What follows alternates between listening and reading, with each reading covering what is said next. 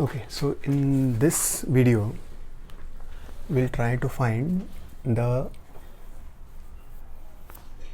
equivalent battery, equivalent of two non-ideal batteries. Okay, so to find the EMF and internal resistance of parallel combination of two or more non-ideal batteries. So basically, if you have, let us say, one battery EMF E1, internal resistance R1, and you have another battery whose EMF is E2, internal resistance is R2, if you connect them in parallel, correct? So this is your combination. If you connect it to an external resistance R, you'll get some current I in this external resistor.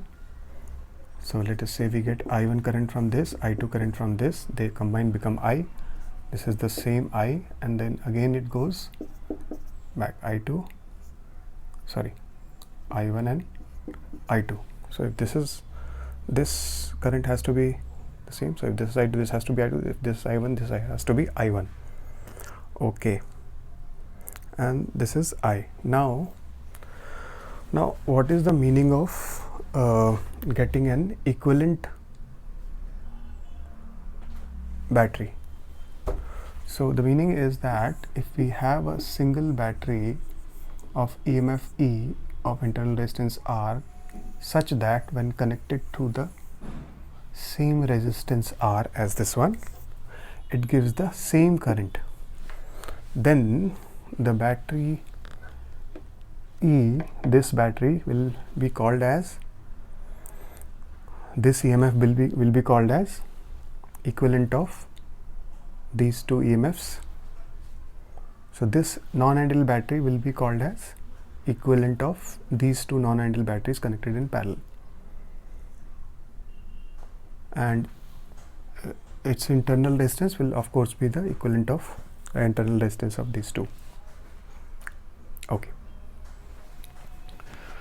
fine. So let us try to prove it. Okay, so I'm going to rub this figure. Okay,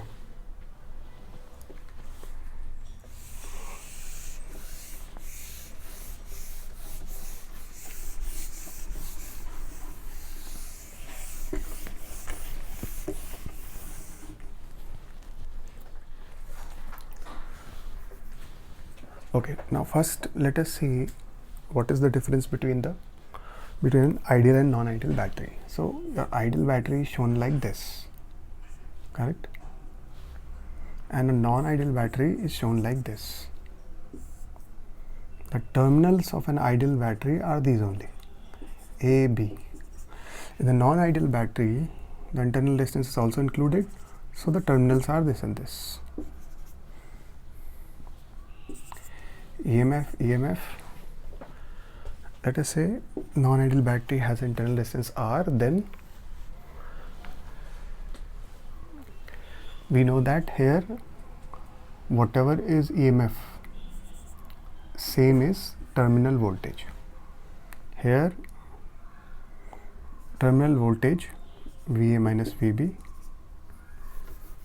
you can call it as V, terminal voltage, which is E minus IR in this case.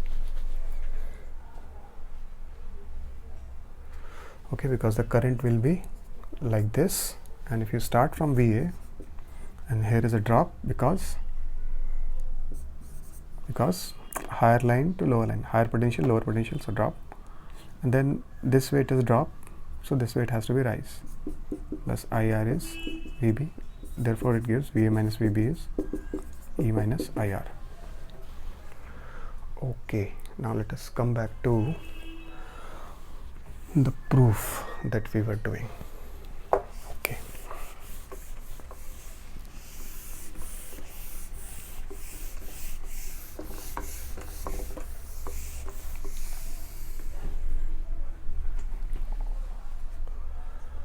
So this proof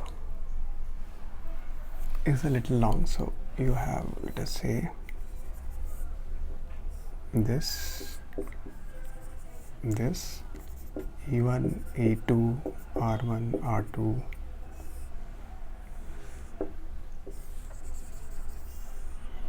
R is connected, correct? Okay.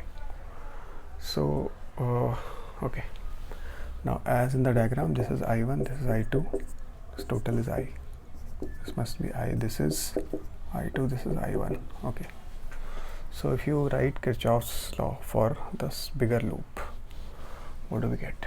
We get so if you start from, let us say, this point, so here it is rise. So if you take rise as positive, you have to take drop as negative. Since potential of this has to be the same, so when you go through the loop, you have to come to the same point.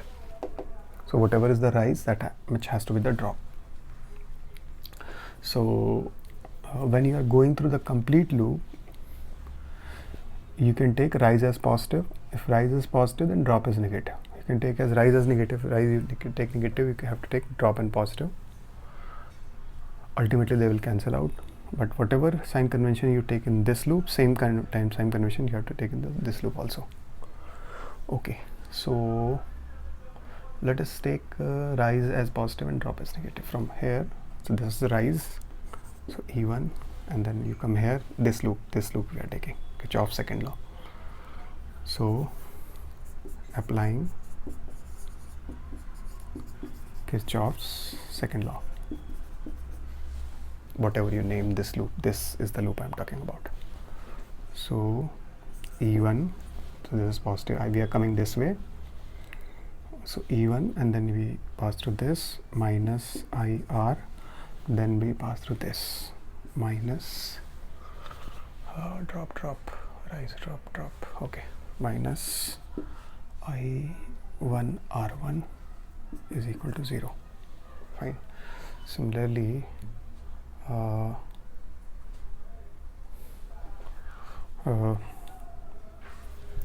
applying Kirchhoff's law to the, so this is equation 1. Now you apply Kirchhoff's law to this loop.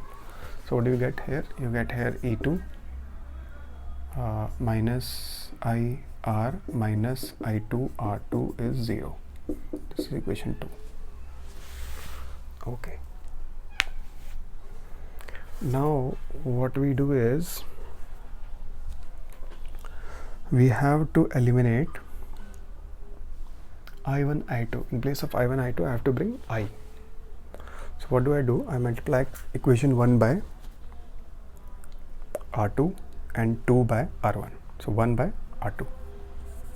E1 R2 minus I R R2 minus I1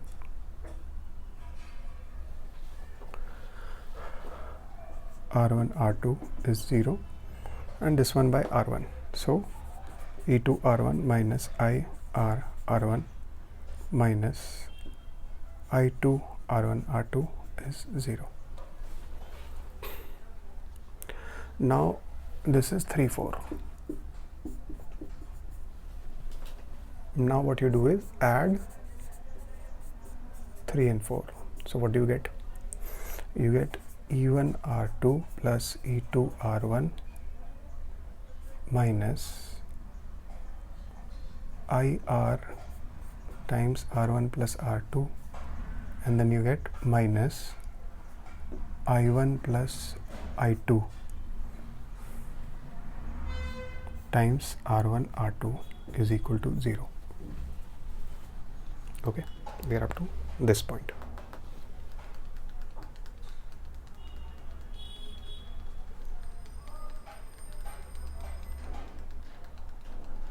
Now I'm going to rub this part, right, and then I'll write this, or Okay, so you draw this diagram in your copy. I'll rub this part so that I can do further calculation. Okay, so let me rub this. So I'll write this here. So we have E1 R2 plus E2 R1 minus IR R1 plus R2 minus I1 plus I2 R1 R2 is 0. Okay, so now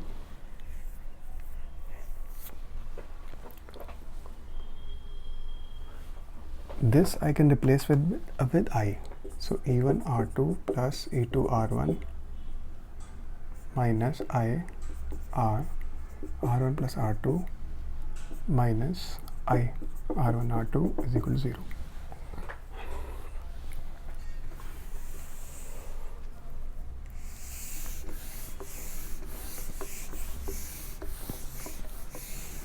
Now you look at the equivalent circuit. The equivalent circuit was like this. Equivalent EMF are this, and which one connected with the same resistance should give me the same current. Correct? This will be equivalent non-ideal battery which gives me the same effect, that means same current. Okay, so from this if you see, you can write Kirchhoff's law for this also. What will the Kirchhoff's law for this? If you take this point and let us say you are coming like this, so rise, so E minus IR and minus IR is equal to 0, right? So this is nothing but I is equal to, so if you take this on this side, I times R plus R, so I is equal to E by R plus R. Now this is the equal. Now I have to bring this equation in this form. I have to eliminate I in this equation. Correct? So how do I do that? Okay, let's see. So if you see this one and this one, they look similar. Some E term minus IR like that. Okay. So what we'll do is we'll take I on by that side. So we get E1 R2 plus E2 R1. Call this equation 5, and from equation 5, so E1 R2 plus E2 R1 is equal to I times, what is there, R1 plus R2 times R, correct, plus R1 R2, right? Now divide both sides by R1 plus R2. So what do we get?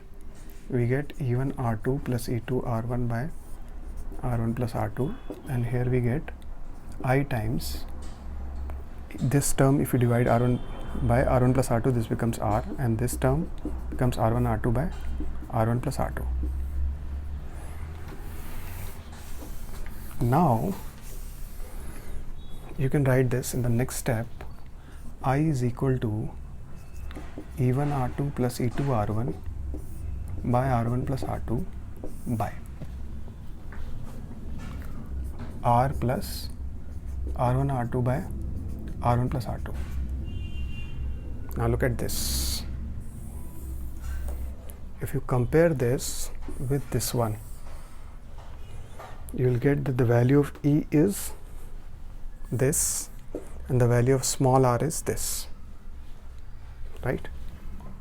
So the equivalent of two non-ideal batteries connected in parallel, their equivalent EMF, we'll say two non-ideal batteries connected in parallel, their equivalent battery will have this EMF and this internal resistance. So we'll get EMF as E1 R2 plus E2 R1 by R1 plus R2, and small r, this is the EMF of the equivalent non-ideal battery, this is the internal resistance of equivalent non-ideal battery. So this is one. Okay, so note this down, and then we'll extend this logic to more than 2 batteries. Okay, so make a note. Okay,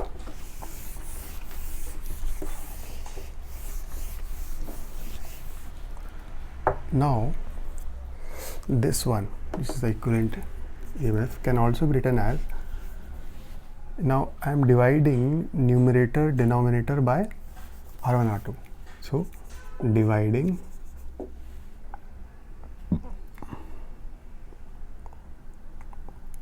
let me write it like this, divide this numerator and this denominator by what? R1 R2.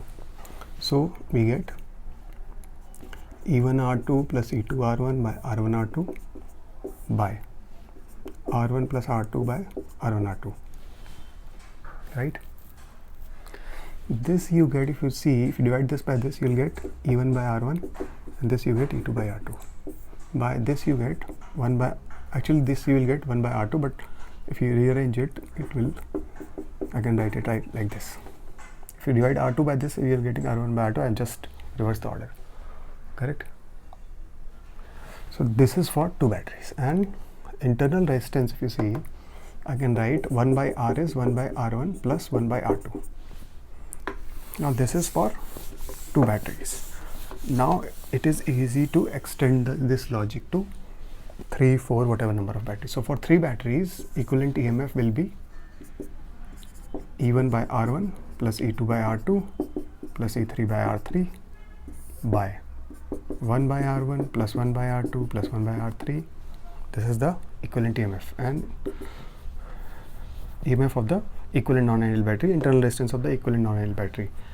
Internal resistance will be R such that 1 by R is 1 by R1 plus 1 by R2 plus 1 by R3, correct? So we have found the equivalent resistance of 3 non-ideal batteries here, right? So this one is like this.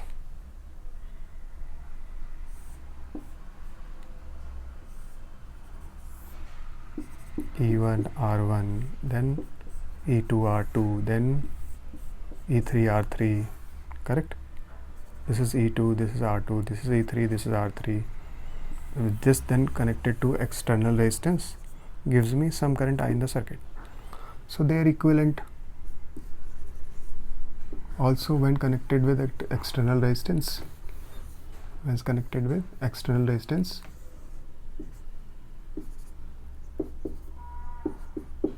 me same current. So this is that E, correct? Because since it is giving the same current, so we can say this is equivalent of this. So this derivation can be asked in board exam. So you need to know to do this, you have to correctly apply the Kirchhoff's law. That is one thing, and you need to practice this derivation 2 or 3 times, right? Yeah.